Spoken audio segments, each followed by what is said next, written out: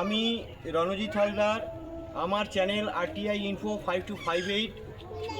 আজ আমি বাংলার ঘর যে প্রকল্পটা আছে সেই প্রকল্প নিয়ে আমি আজকে আমারই ব্লক মন্দিরবাজার ব্লকের অন্তর্গত কৃষ্ণপুর গ্রাম পঞ্চায়েতে কাশীপুর গ্রামে এসেছি, যেখানে একটা ঘরের অবস্থা দেখুন। এখানে 4টে বাচ্চা নিয়ে স্বামী স্ত্রী এরা কি অসহায়ভাবে বসবাস করে।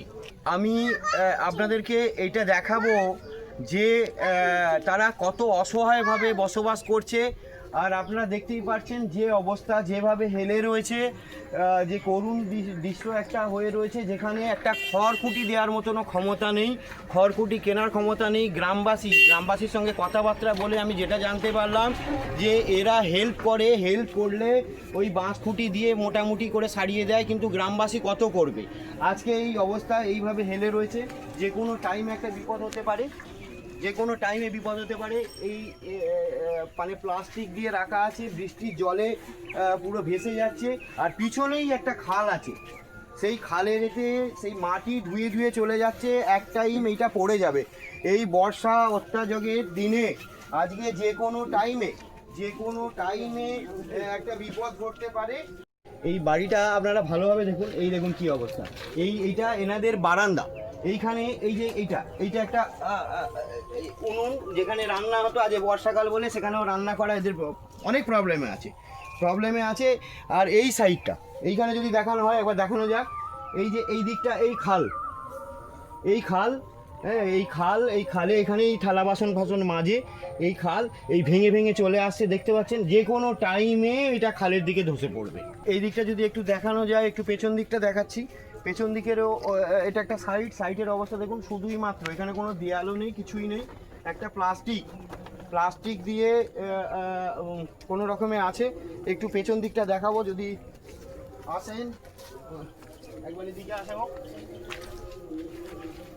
এখানে এই দেখুন, এই বর্ষাকালে এই অবস্থা পুরো হচ্ছে। যদি চালের উপরটা দেখানো যায়, হ্যাঁ, ওই একটু তিরপল দিয়ে রেখেছে। নজর তো আছে, বিশ্ব বাংলা তিরপল আছে, মানে ভিডিওতে তিরপল তো দিয়েছে, তখন ওদের একটা তো শুধু এই সূত্রে জানা আছে যে এই ঘরটা এমন অবস্থা। তো যাই হোক, কোনো মাধ্যম থেকে না জেনেও এটা করা হয়নি। এই পেছনের এই অবস্থা দেখুন, এখানে সাপ কোপ, এই জঙ্গল, পেছনটাতে এই জঙ্গলে এই দেখছেন ঘরের কি অবস্থা। হ্যাঁ, এইখানে যে কোনো টাইমে সাপ কোপ, ওই প্লাস্টিকের ভেতর থেকে যদি একটু যাই, এই জঙ্গলের দিকে এই দেখুন, এই অবস্থা। এই ছোটো ফাটায় এখান থেকে যে যদি সাপ কোপ ঢুকে কোনো একটা বিপদ হতে পারে। তারপর এই অবস্থা দেখুন, এই বাতা সব খোলা রয়েছে, ঘরটাই নড়ছে, যে কোনো টাইমে পড়ে যাবে।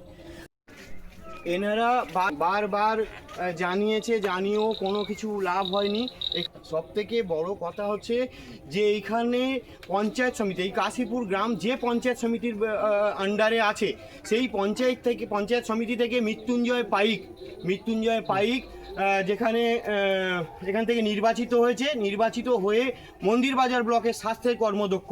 আজকে এনাদের চোখে পড়েনি, এনাদের ঘর ওনার চোখে পড়েনি, কিন্তু ওনার নিজের ভাই, যেখানে দোতলা বাড়ি, এসি লাগানো, পেশায় উকিল, সেই ভাইটাকে দোতলা বাড়ি, তাকে ঘর পাইয়ে দেওয়া হয়েছে। এটা একদম অন্যায় করা হচ্ছে এদের সঙ্গে।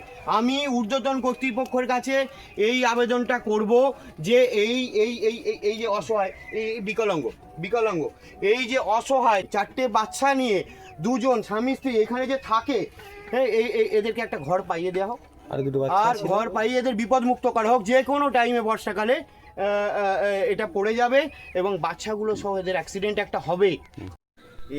এরা যে কত অসহায় অবস্থায় আছে, একবার আমি ঘরের ভেতরটাও দেখবো। আমি আগে একবার ঘুরে দেখেছি, জাস্ট আপনাদের দেখাবার জন্য ঘরের ভেতরে একবার আসবো, দেখাবো।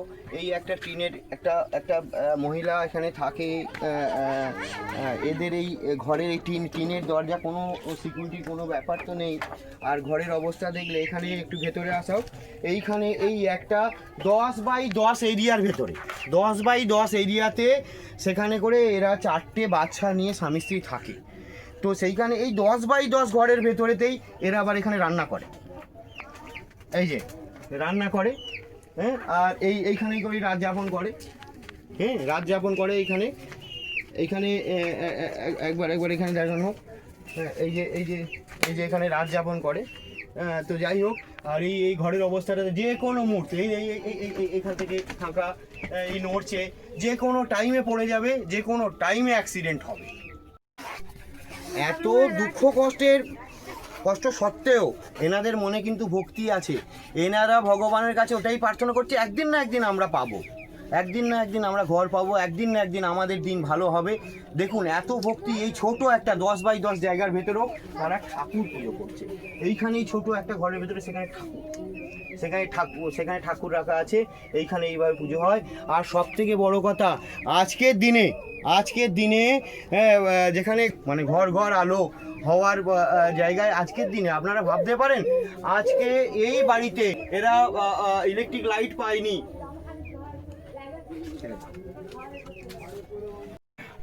আপনি যেই অসহায় অবস্থা, মানে এই অবস্থায় এই 4টে বাচ্চা নিয়ে আপনারা স্বামী স্ত্রী থাকেন, তো আপনাদের প্রবলেম হয়, অসুবিধা হয়? হ্যাঁ, সেটা একটু খুলে বলুন, কি অসুবিধা হয়? আপনারা কি আগে কোনো জায়গায় জানিয়েছিলেন? হ্যাঁ, জানিয়েছিলাম, দুয়ারে সরকারেতে দিয়েছিলাম, যা যা ফর্ম চেয়েছিল সব কিছু জমা দিয়ে এসেছিলাম। এদিকে চেয়ে বলো। তারপরে আমাদের মন্দির বাজার ভিডিওতে গিয়েছিলাম, ওখানে জমা দিয়েছি, ওখান থেকে কোনো কিছু আমাকে সাপোর্ট করেনি। আচ্ছা, এর মানে হচ্ছে উনি দুয়ারে সরকারেতেও জমা করেছিলেন এবং মন্দির বাজার ব্লকেতে ড্রপ বক্সে কমপ্লেন দিয়ে এসেছিলেন, তার সত্ত্বেও কোনো ভূক্ষেপ নেই, কোনোভাবে নেই। আচ্ছা, ইলেকট্রিকের জন্য আপনারা অ্যাপ্লাই করেছিলেন, যে অন্ধকারে আছেন, ইলেকট্রিক থেকে কি বলেছে?